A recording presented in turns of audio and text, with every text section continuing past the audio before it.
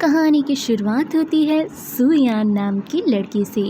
सुयान अपनी सासू माँ के पास आती हैं और वो कहती हैं उनसे, तुमने अनरान के साथ क्या किया है। अनरान इस कहानी का मेन लीड है और वो उसका हस्बैंड है। वो कहती है कि मैं प्रेग्नेंट हूँ, पर उसकी माँ ये कहती है कि तुम पहले अनरान को जाके मनाओ, और उस पर बहुत गुस्सा होती है। अनरान उसका हस्बैंड होता है जो अब उससे बहुत नफ़रत करने लगा हुआ होता है। वो कहता है कि तुमने मॉम से क्या बोला है कि तुम प्रेग्नेंट हो, तो वो डर की वजह से बोलती है नहीं, मैंने सिर्फ ऐसे ही बोल दिया था। तो वो कहता है कि तुम अपने आप को बहुत ही कमज़ोर दिखाने के लिए ये सब कुछ करती हो ना। फिर वो कहती है कि मुझे कोई प्रॉब्लम नहीं है, मैं तुम्हें डिवोर्स देना चाहती हूँ। और अनरान कहीं ना कहीं यही चाहता होता है। अनरान के जाने के बाद वो डिवोर्स पेपर्स मंगा लेती है।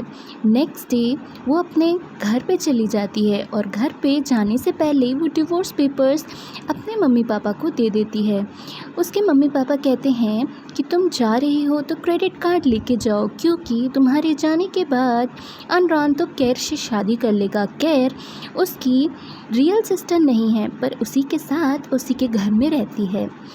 यहाँ पे दिखाया जाता है कि कैर के मम्मी पापा यही होते हैं और वहाँ पे सुयान रहती होती है। सुयान जब जा रही होती है तो उसका हस्बैंड वहाँ पे आ जाता है और कहता है, कैसी हो तुम, पैसे के लिए कुछ भी कर सकती हो ना, और हमेशा से ही तुम्हारे पता नहीं कितने अफेयर्स रहे हैं, इसीलिए वो उससे बहुत नफ़रत करता होता है। पर सुयान वहाँ से चली जाती है। अनरान चाहता होता है उसे रोकने के लिए, पर उसे नहीं रोक पाता है। अब 5 साल बीत जाते हैं और सुयान एक बच्चे के साथ अनरान के सामने आती है और अनरान कहता है कि मेरी परमिशन के बिना आज किसी भी हॉस्पिटल में कुछ भी नहीं हो पाएगा। वो कहती है मेरे पास रुपए ख़त्म हो गए थे। फिर वहीं पे कैर उसे रोक लेती है, पर अनरान कहता है कि तुम कैर के सामने अपने घुटनों पे माफ़ी मांगो और कहो कि मुझे यहाँ पे इस बच्चे का इलाज कराना है।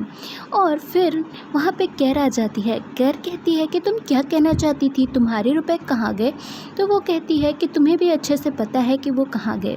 फिर उसके बाद दिखाया जाता है थोड़ी देर बाद अनरान वहाँ जाता है और कैर को कहता है तुम अपना ध्यान रखना। वो कैर से इतना प्यार इसलिए करता है क्योंकि उसे कहीं ना कहीं लगता है सुयान की वजह से ही कैर के पैर में इंजरी आई थी और सुयान कोई अच्छी लड़की नहीं है। सुयान जब उसके घर पे जाती है तो कहती है तुम आज भी तुमने डिवोर्स पेपर साइन क्यों नहीं किए। वो कहता है कि मैं क्योंकि तुम्हें बहुत परेशान करना चाहता हूँ। अब दिखाया जाता है कहानी के अंदर अनरान कहता है कि तुम मेरे साथ 3 साल तक शादी के बंधन में थी, अब और तुम किसी और के साथ रहने लगी और तुम्हारा एक बच्चा भी हो गया। कितनी जल्दी तुम अपनी डेटिंग वाले लोगों को बदल लेती हो ना, तुम्हारे साथ कोई कैसे ही भरोसा कर सकता है। फिर वो कहता है कि मेरा इतना टाइम वेस्ट करने के लिए तुम्हें $5 मिलियन मुझे पे करने पड़ेंगे। मेरे साथ एक फ़ेक शादी के उसमें तुम रही। फिर दिखाया जाता है वो कहती है मेरे पास इतने रुपए नहीं हैं। फिर वो कहता है ये तो तुम्हें ही ढूंढना पड़ेगा कि तुम कैसे ये रुपए लाओगी, तुम मेरे साथ नाइट स्पेंड कर लो। वो ऐसा उसे बोलता है। वो कहती है तुम आज भी मुझ में इतना इंटरेस्टेड हो। कहता है मैं तुम में नहीं इंटरेस्टेड हूँ, पर मैं तुम्हें परेशान देखना चाहता हूँ। समझ गई। फिर दिखाया जाता है वो एक क्लब में जाता है और फिर वहाँ पे एक लेडी आती है। वो कहती है ये वही इंसान है जिसको आपने बुलाया था। फिर वो कहती है मैंने कभी आपको इतना एक्साइटेड नहीं देखा किसी के लिए क्लब के अंदर।